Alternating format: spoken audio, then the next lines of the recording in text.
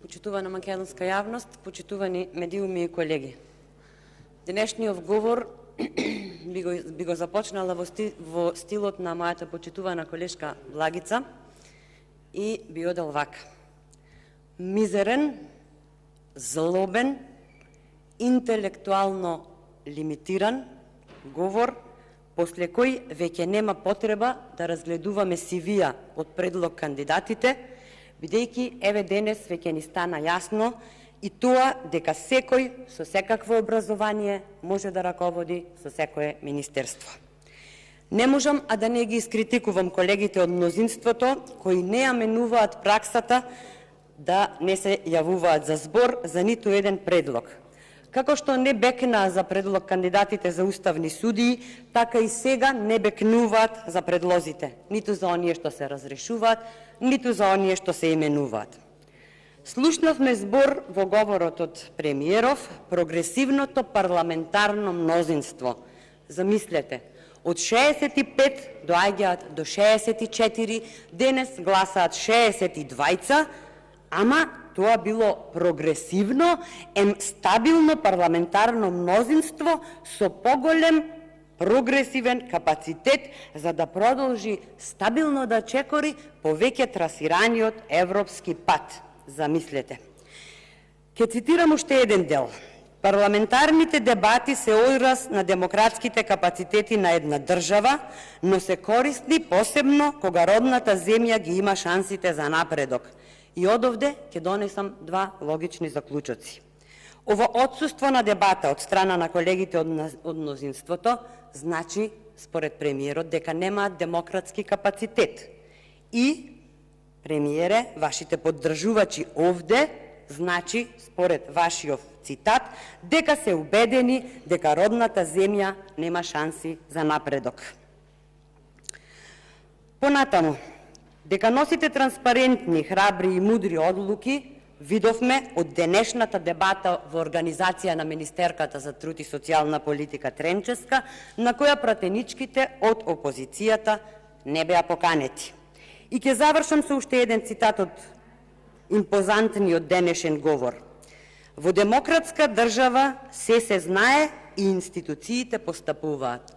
Од што постапуваат институциите, секој ден ни бега по еден затвореник, ама сме имале ред и поредок во кој што немало недопирливи. И да се навратам на точката на дневниот ред. Иако веќе кажав, сметам дека денес веќе е излишно да се говори за предлозите за избор на заменици на министрите од повеќе причини. Прво, видовме дека токму тој што ги именува нема аргументи зошто ги предлага. Второ, треба да избереме заменик на министерот за образование, а образованието веќе го нема. Треба да избереме заменик на министерот за здравство, а здравство немаме. И треба да избереме заменик на министерот за правда, а и правдата јас нема.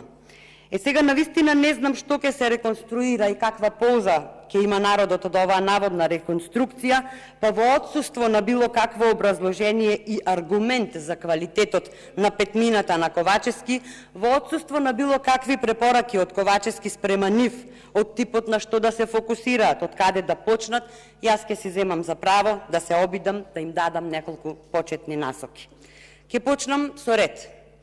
На Тирон Јајага, кој ќе биде заменик на министерот за одбрана, му препорачувам пред се да биде отчетен, да не дозволува и понатаму изборот на професионални војници да се прави во партиските организации, да побара кривична одговорност за украдените документи од Министерството за одбрана кои беа со назнака строго доверливо, да го среди систематизирањето со кое претходната и сегашната министерка и нанесоа штетни последици на армијата, да се погрижи конечно армијата да го добие заслуженото внимание од владата, како заменик за одбрана, заменик министер за одбрана, да не одбрани од корумпираниот систем и од криминалот и да покаже дека Македонија може да биде безбедна земја.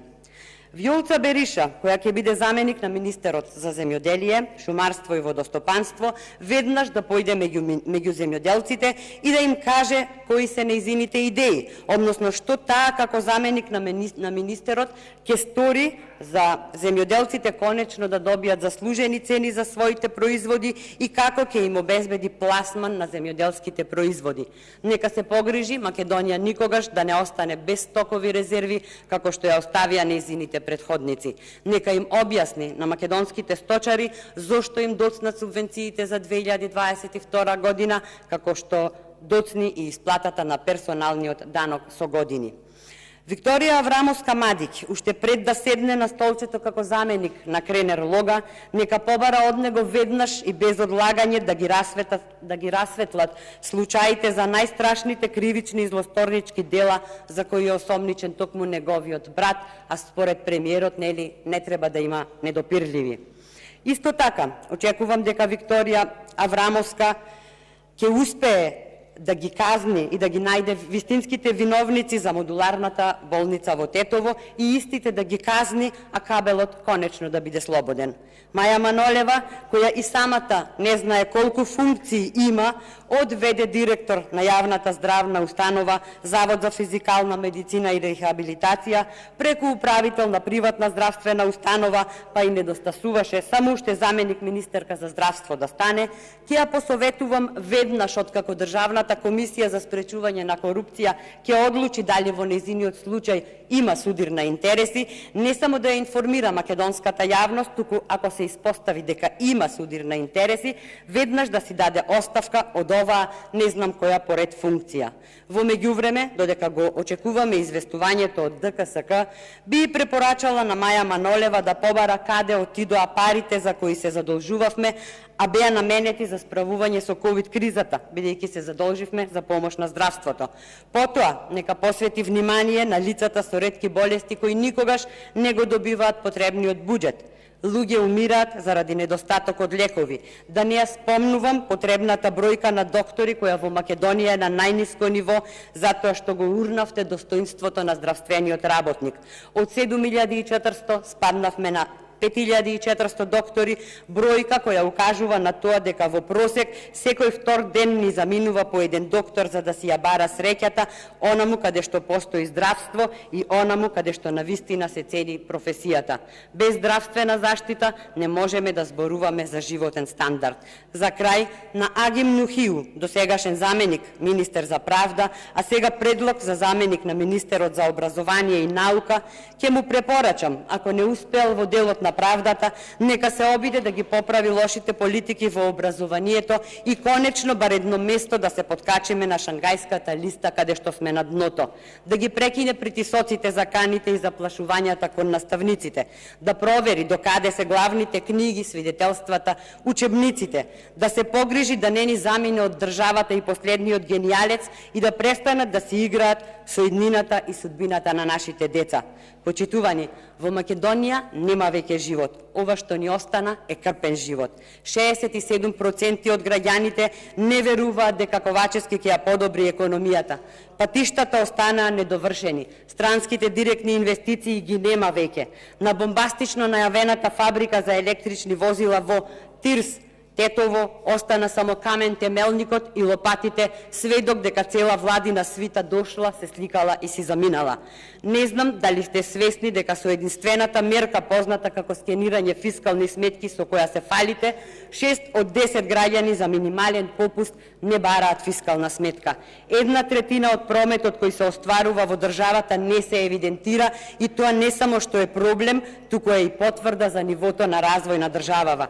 Сивата економија стана црна. Патиштата слободно можеме да ги прогласиме за културно-историско наследство. Автомобилите од ветените фабрики возат рикверц. Храната ни скапува по нивите, народот заминува. Иако наитно не се превземе било што, за да се поместиме од мртвата точка, ќе пропаднеме во толку длабока бездна од која и нашите крикови веќе ќе нема кој да ги слушне. Тогаш веќе нема да имаме потреба од одбрана затоа што ќе нема кого да браните. Ќе нема потреба од правда бидејќи ќе нема кој да греши. Ќе ќе нема потреба од земјоделство затоа што ќе нема кој да сади ниви, ќе нема потреба ни од образование затоа што ќе немаме семејства и деца, ќе немаме потреба ни од здравство затоа што ќе нема ни болни, затоа што ќе немаме ни луѓе, а без луѓе ќе ја немаме ни државата. Жалам што морам да констатирам дека со оваа владина коалиција натаму тераме. И не ми се потребни многу аргументи за да го докажам ова. Доволен е само еден. Во држава во која главна тема стана дали ќе има леп, нема што понатаму. Има збор Зоран Коцевски.